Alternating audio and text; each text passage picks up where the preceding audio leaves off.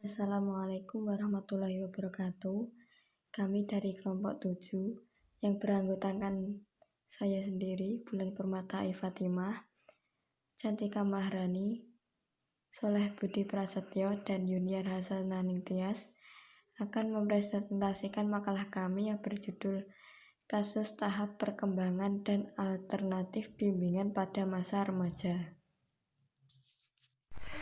Pengertian permasalahan remaja. 1. Remaja menurut hukum dalam kaitannya dengan hukum yang terkait dengan remaja bisa ditemukan dalam Undang-Undang Perkawinan yang mengenal konsep remaja, di mana disebutkan bahwa usia minimal untuk suatu perkawinan menurut undang-undang adalah usia 16 tahun, untuk usia wanita 19 tahun. Untuk pria terdapat dalam pasal 7 Undang-Undang Nomor 1 Tahun 1974 tentang perkawinan. 2. Remaja ditinjau dari sudut perkembangan fisik dalam ilmu kedokteran dan ilmu terkait lainnya. Remaja dikenal sebagai suatu perkembangan fisik di mana alat-alat kelamin manusia mencapai kematangannya. 3. Remaja menurut WHO, remaja merupakan suatu masa pertumbuhan dan perkembangannya yang dialami individu dalam tahap perkembangannya. Dengan tahap pertama, individu berkembang dari saat pertama kali ia menunjukkan tanda-tanda seksual sekundernya sampai saat ini mencapai kematangannya. 4. Remaja ditinjau dari faktor sosial psikologi. Selain tanda-tanda seksualnya, ciri remaja bisa dilihat dari perkembangan psikologinya dan pada identifikasi peralihan dari masa kanak-kanak menjadi dewasa. Puncak perkembangannya fisiologinya ditandai dengan adanya proses perubahan kondisi entropi ke kondisi nekropi. Entropi adalah keadaan di mana kesadaran manusia masih belum tersusun rapi walaupun isinya sudah banyak seperti pengetahuan, perasa, dan sebagainya. Permasalahan remaja adalah kecenderungan remaja untuk melakukan tindakan yang melanggar aturan yang dapat mengakibatkan kerugian dan kerusakan baik terhadap dirinya sendiri maupun orang lain. Di sini saya akan menjelaskan terkait faktor-faktor yang mempengaruhi kasus perkembangan remaja dewasa. Faktor penting yang dapat mempengaruhi perkembangan remaja dan dewasa berdasarkan pendapat Harlock meliputi: yang pertama, sosial lingkungan merupakan wadah pencapaian tugas perkembangan. Terdapat hubungan yang bermakna antara faktor lingkungan sosial dengan tugas perkembangan.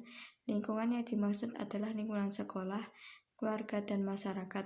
Dimensi lingkungan sosial terdiri dari transaction, energi, interface, adaptation, coping, dan interdependence. Yang kedua, gambaran citra tubuh. Cacat tubuh akan menjadi penghambat beberapa tugas perkembangan remaja. Cacat tubuh berdampak pada penurunan rasa percaya diri, sehingga remaja cenderung menutup diri dan menghindari teman sebaya. Keterbatasan terutama dalam hal fisik membuat remaja tidak dapat melakukan aktivitas dengan mandiri.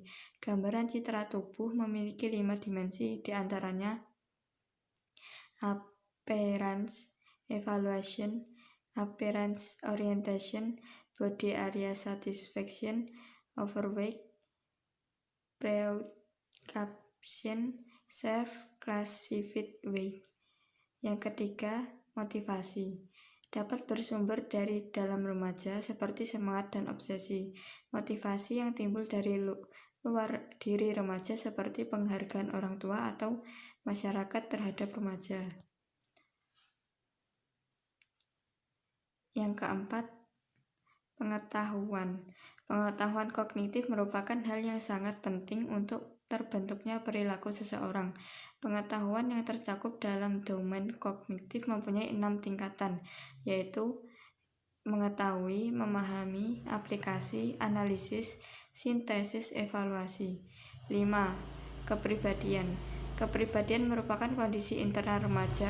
Karakter akan berangsur-angsur terbentuk dipengaruhi kebutuhan, sikap, minat, maupun tujuan pribadi. Kepribadian ekstrovert adalah kepribadian yang lebih dipengaruhi oleh dunia objektif, berorientasi pada dunia luar. Yang keenam, kesempatan untuk melaksanakan tugas perkembangan. Kesempatan untuk melaksanakan tugas perkembangan merupakan peluang atau keadaan yang menunjukkan tersedianya fasilitas dalam memenuhi tugas perkembangan remaja. 7. Bimbingan untuk mempelajari tugas perkembangan. Bimbingan untuk mempelajari tugas perkembangan sangat penting bagi remaja. Diberikan bimbingan agar keingintahuan yang tinggi dapat terarah kepada kegiatan-kegiatan yang positif, kreatif, dan produktif. Yang kedelapan, kreativitas merupakan kecenderungan untuk mengaktualisasi diri. Kematangan pencapaian fase kognitif akan sangat membantu kemampuan dalam melaksanakan tugas-tugas perkembangannya dengan baik. Salah satu kemampuan kognitif yang dimiliki remaja adalah kemampuan kreatif. Yang kesembilan, pemenuhan tugas perkembangan tahap sebelumnya. Ketika tugas perkembangan sebelumnya tercapai dengan baik, maka mempermudah pemenuhan tugas perkembangan selanjutnya. Namun jika tugas perkembangan sebelumnya belum tercapai, maka akan bertambah buruk terhadap keberhasilan dan kehidupannya di masa mendatang. Yang ke-10, dukungan keluarga. Memiliki beberapa bentuk dukungan, yaitu sebagai berikut. Yang pertama, dukungan informasional. Yang kedua, dukungan penghargaan. Yang ketiga, dukungan instrumental. Yang keempat, dukungan emosional. Saya Cantika Maharani akan melanjutkan presentasi tentang masalah yang biasa terjadi pada perkembangan remaja dewasa. Yang pertama yaitu masalah hari depan. Kecemasan akan hari depan yang kurang pasti telah menimbulkan berbagai problema lain yang mungkin menambah suramnya masa depan remaja. Misalnya, semangat belajar menurun, kemampuan berpikir berkurang, rasa tertekan timbul, bahkan kadang-kadang sampai pada mudahnya mereka terpengaruh oleh hal-hal yang tidak baik, kenakalan, dan penyalahgunaan narkotika. Dan yang selanjutnya yaitu masalah hubungan dengan orang tua. Termasuk masalah yang dihadapi oleh remaja dari dulu sampai sekarang, seringkali terjadi pertentangan pendapat antara orang tua dan anak-anaknya yang telah remaja atau dewasa. Kadang-kadang, hubungan yang kurang baik timbul karena remaja mengikuti arus mode, seperti rambut gondrong, pakaian kurang sopan, lagak lagu dan terhadap orang tua kurang hormat. Penetapan batas jam pulang, bila dan kemana boleh berpergian malam hari, pembagian tugas-tugas di rumah, mengerjakan tugas-tugas sekolah dengan tekun, masalah pakaian, dan untuk seorang gadis masalah yang cukup berat apabila orang tua tidak memperbolehkan dia berpergian bersama pacarnya di malam hari. Pertentangan pendapat tidak hanya menimbulkan penderitaan pada remaja, tetapi juga orang tua akan menderita. Nah, yang selanjutnya yaitu masalah moral dan agama. Masalah moral dan agama semakin memuncak terutama di kota-kota besar. Barangkali pengaruh hubungan dengan kebudayaan asing semakin meningkat melalui film, bacaan gambar-gambar, dan hubungan langsung dengan orang asing atau turis yang datang dengan berbagai sikap dan kelakuan.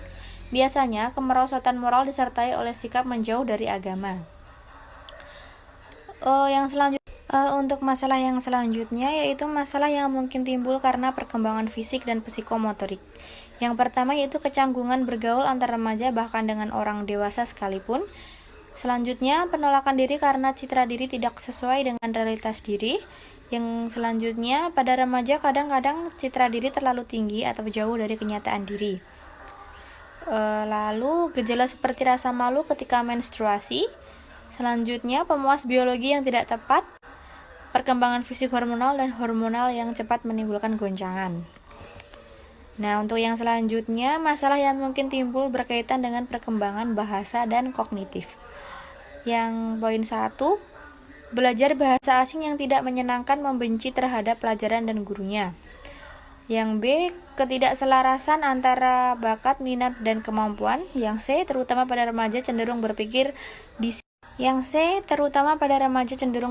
di sini dan sekarang dalam mengambil keputusan hidup. Yang D, sangat rentan dengan pemikiran-pemikiran sesat tetapi dasar logika berpikirnya kuat. Yang poin selanjutnya yaitu masalah yang mungkin timbul berkaitan dengan perkembangan perilaku emosional, moralitas, dan keagamaan. Yang A, yaitu munculnya perilaku antisosial pada remaja. Yang B, konflik dengan orang tua. Yang C, penyalahgunaan nafsa. Yang D, mudah digerakkan dalam perilaku destruktif. Yang E, mudah terlibat dalam kegiatan massa. Yang F, seks bebas. Yang G, ikatan solidaritas, nilai dan tradisi sebaya sangat kuat. Sekian penjelasan dari saya, yang selanjutnya akan dilanjutkan oleh rekan saya. D. Upaya penanganan masalah perkembangan remaja dewasa. 1. Upaya preventif. Usaha preventif dapat dilakukan lewat 3 hal, yaitu usaha di rumah tangga atau keluarga dengan menciptakan kehidupan rumah tangga yang beragama, yang berarti membuat suasana rumah tangga atau keluarga menjadi taat dan takwa kepada Allah dalam kehidupan sehari-hari. Menciptakan kehidupan keluarga yang harmoni, di mana hubungan antara ayah, ibu, dan anak tidak terdapat percekcokan atau pertengkaran. 2. Upaya represif. Tindakan represif yakni tindakan untuk menindas dan menahan kenakalan remaja seringan mungkin atau menghalangi timbulnya peristiwa kenakalan remaja yang lebih hebat. Tindakan tersebut berupa hukuman yang diterapkan agar si remaja yang melakukan tindakan tidak akan mengulangi perbuatannya. Salah satu faktor yang menyebabkan timbulnya kenakalan remaja adalah kurangnya pendidikan agama. Zuhair ini menambahkan bahwa tujuan umum pendidikan agama Islam adalah untuk membimbing peserta didik agar mereka menjadi orang muslim sejati, beriman dengan beramal soleh dan berakhlak mulia, serta berguna bagi masyarakat, agama, dan negara. Sekian presentasi dari kelompok kami. Apabila terdapat banyak kekurangan, kami mohon maaf. Wassalamualaikum warahmatullahi wabarakatuh.